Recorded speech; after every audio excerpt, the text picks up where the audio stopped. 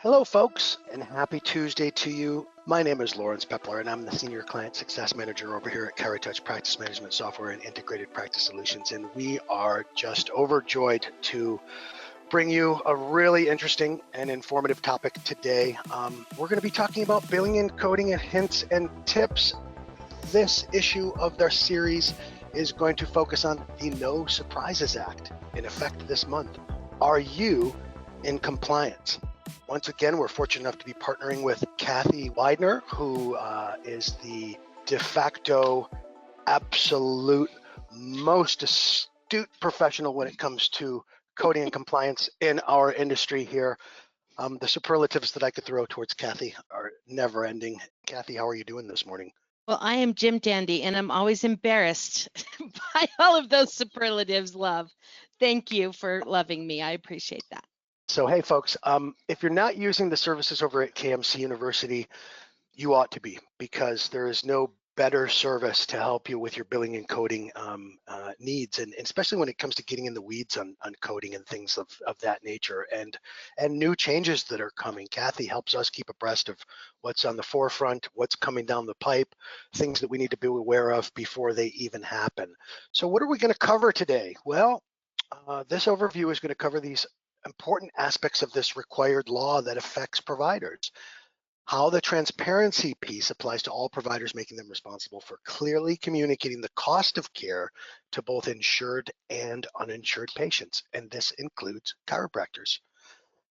What's the definition of good faith estimate, and how some are expected to be no more than $400 off when estimating the cost of care. And then we're going to talk about some tips for building a process to provide this information in the most streamlined way with templates offered for your use.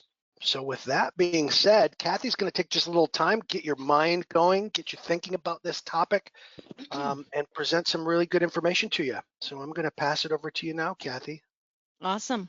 And I want to be clear, the government has certainly provided templates, which we are happy to share as files that can be posted where Lawrence and the team will post this recording.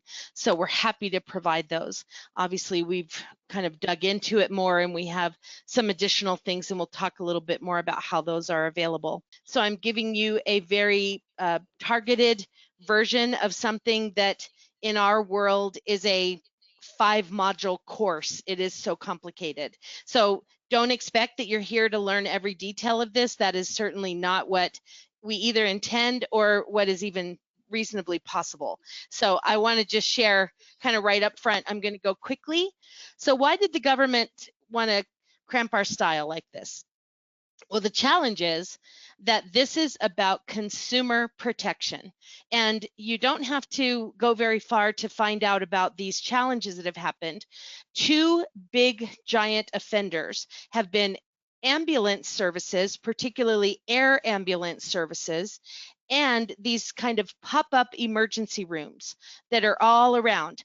I can throw a rock either east or west from my home and hit 2 of them, because they're simply everywhere. Sometimes they're in urgent care, sometimes they're in emergency room, and the problem is they're facilities that perhaps out-of-network doctors work in, but you don't know that when you've cut your hand and you need something quick. And then later you get a $10,000 bill, and I'm not exaggerating. So this is where all this came from. We, as providers, got caught up in the mix. I will tell you that even as of today, which is whatever the heck today is, January the 25th, there's still unanswered questions. So nobody has the right answers, and anyone that tells you they do is blowing smoke.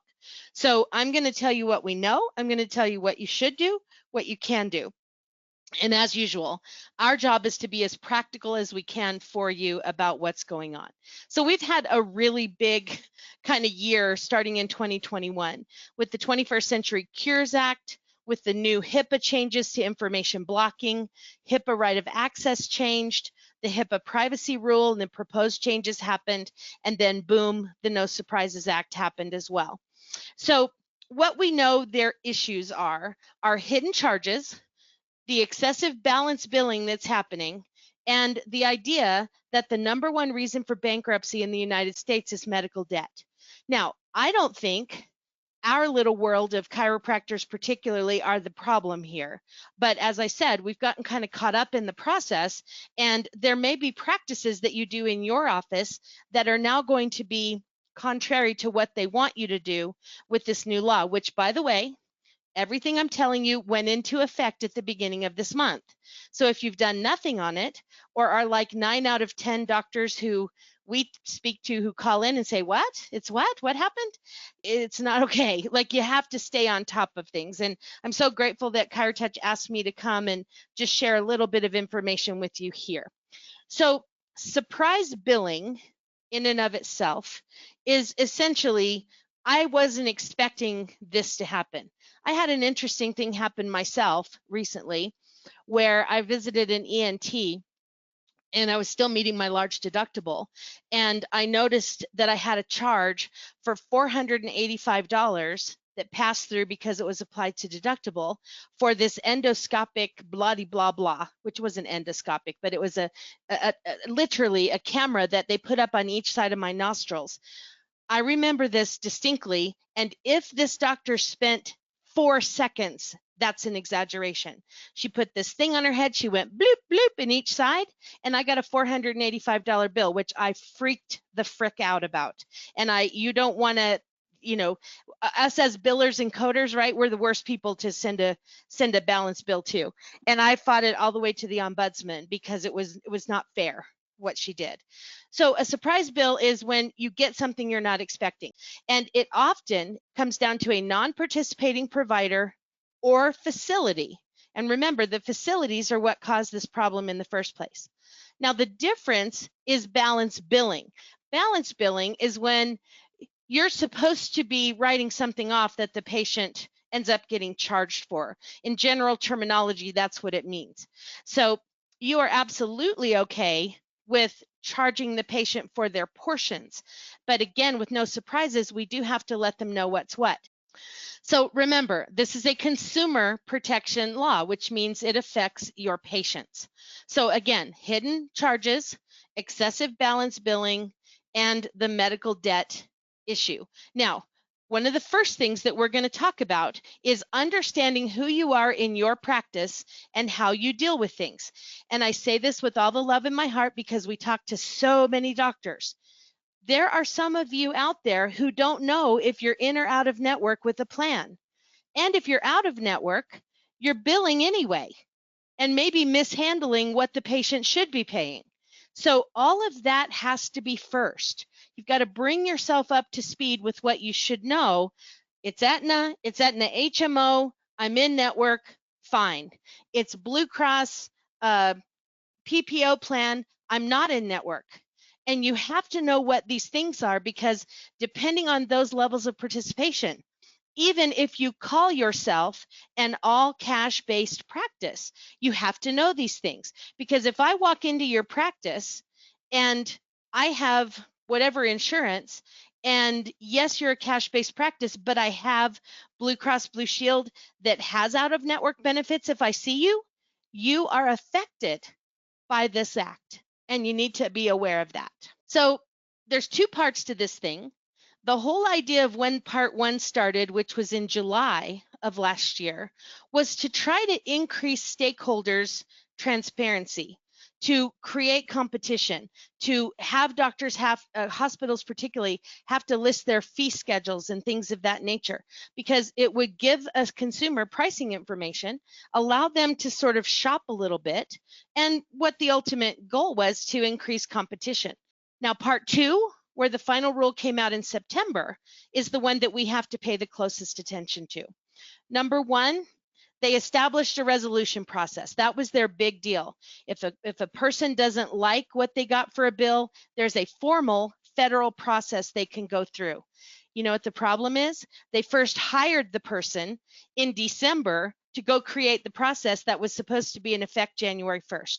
So, gospel according to Kathy, I'm going to be aware of it, but I'm not worried about that right now.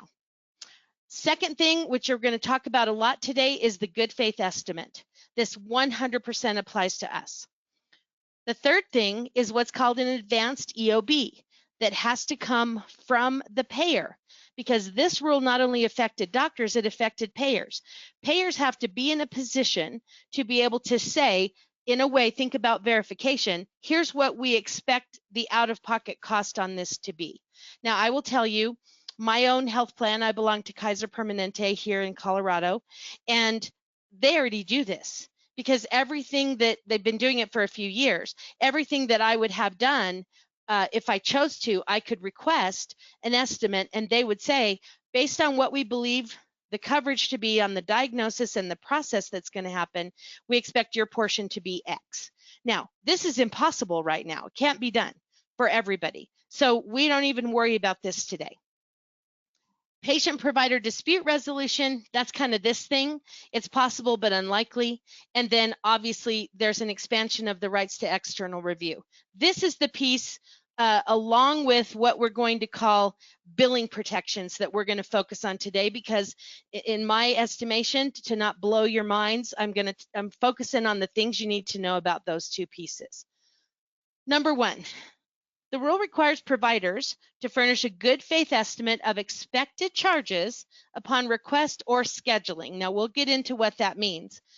And providers are expected to inquire about insurance status at the time of scheduling the appointment. Now, you may already do this. If you don't, you're going to have to get it added into your process, because particularly those of you who maybe don't take well, you're going to have to do it either way, because you could have people with no insurance, or they have like a HMO that you're not a part of, etc. Healthcare providers and healthcare facilities are required under this to furnish a notification of good faith estimate of expected charges to anyone who is going to pay cash. Now, who are these people? Anybody with insurance, but you're out of network with their insurance. Anybody who is exercising their HIPAA omnibus rights and they have insurance, but they're telling you not to bill it, and anyone there to pay cash. These are all people that this applies to. And so what we're going to show you definitely applies to those people. Here's the big challenge. And to an individual who is not yet scheduled, but requests. So anybody can request this. So what you need to do is have a process in place. Now, in fairness, I want you to know this has been such a moving target. Even for our own clients, we have about 85% of the material that we would have available in the forms and all the things. We're 85% of the way there, because we have 2 questions that we want the final answer to out to both CMS and a set of healthcare attorneys before we finalize our material. We expect that this week. Our materials incomplete. Those of you that are members, you'll find it in the library here by next week is our goal. By the way, also the launch of our brand new website next week. So I want you to know we don't even have all the final stuff. Now, most of what the government provided is so heavily worded toward a facility that it sucks. It's not good stuff for us. There have been a few other consultants who put something together, and frankly, they did nothing more than take the government one and slap it on their letterhead. We have created something for chiropractors and the way chiropractors practice, because guess what? People call and you might get them in the same day as a new patient. Now, what do? You have these rules to follow. So that's kind of where we're moving in that direction, but I'm trying to be as transparent as I can. We don't even have all the answers, but we will have by next week. And that will be the final answer here, or at least the answers we need today. So this is the issue that's been a big issue for people like us, because you have to be, according to this rule, able to supply your good faith estimate 3 business days before the date the service is rendered. Now, is there a way around that? Yes, and I'm going to show you what that is, but you still have to make the patient aware. It's a little bit like the wink wink that could happen around an ABN. Well, if you want to get your papers at home and see all the stuff in the papers and the papers and the papers, you check option 1 and we'll go ahead and bill it. If you don't want any of that, you do number 2. Same story. We absolutely are required to be able to provide all of these estimates 3 days ahead. I'm more than happy to get you in today if you wish to waive that, or I can schedule you out far enough so that we could at least give you an estimate of these first day's charges. So most people are going to go, whatever. They're, what do you mean? What's the ballpark? The provider is responsible for the list of services. Theoretically, this is the piece that I talked about is almost impossible now, but I want to let you know this is coming down the road. I don't know how far out. I hope it's way the heck far out, but you need to know this is that connection between the provider and the payer. So our suggestion for you as a to-do right now is make sure that you're enrolled in your payer portals so that when this comes to fruition, you're already at least set up to be where you need to be. The practices that are smaller practices, maybe you're not so involved with insurance, it's going to be less onerous. But if you're involved with insurances and you're not a part of that, you want to get busy on that. Obviously, it's not possible by January. It also was not possible even today. So the good faith estimate, as I said, is for those people self-paying, those who are insured using their omnibus HIPAA rights, and those who are insured but don't have benefits for your coverage or item. We like to call that the election to self-pay.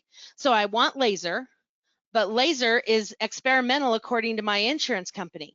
Even if you're in network with a payer and we think, oh, no surprises doesn't affect us here, it may be that if you're asking the patient to pay for their laser treatment, the good faith estimate has to come in place. Now, are most of you good doctors and offices doing something anyway like this?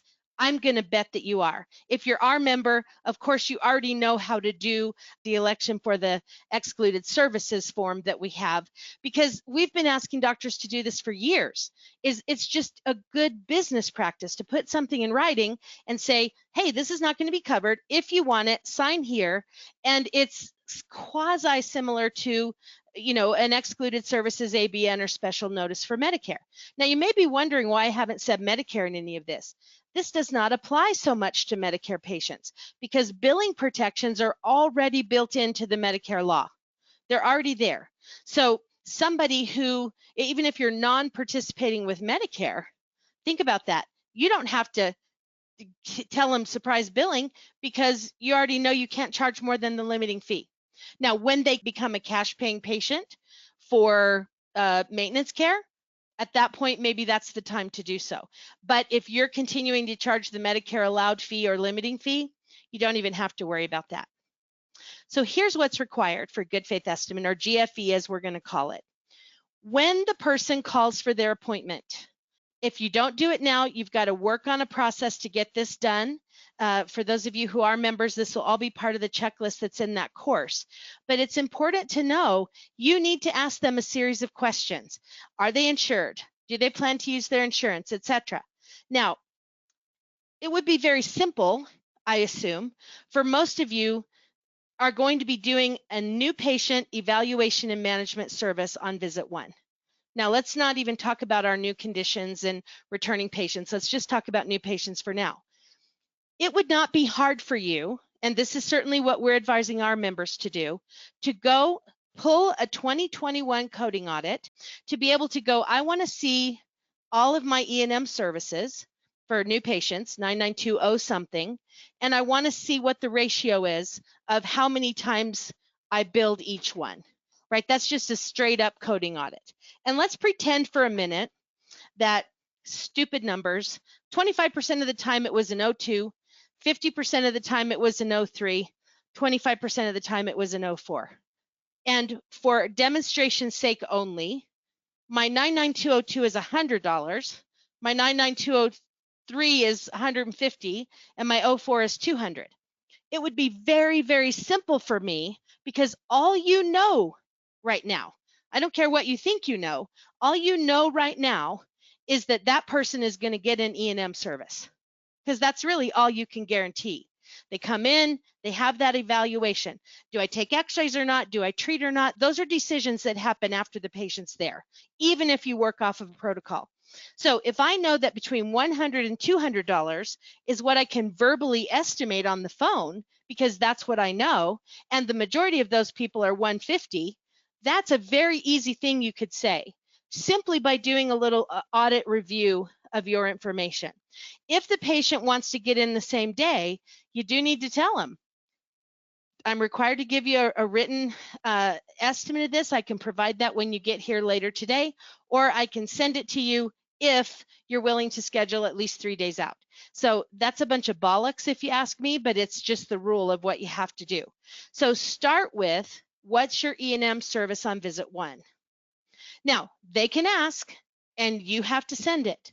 I'm going to show you kind of what the government has for a form for that. But if it's not yet scheduled, they can ask for that estimate in writing. And it's a pain in the fanny, but they can do it, and you have to comply. So we encourage you to really build a solid intake process.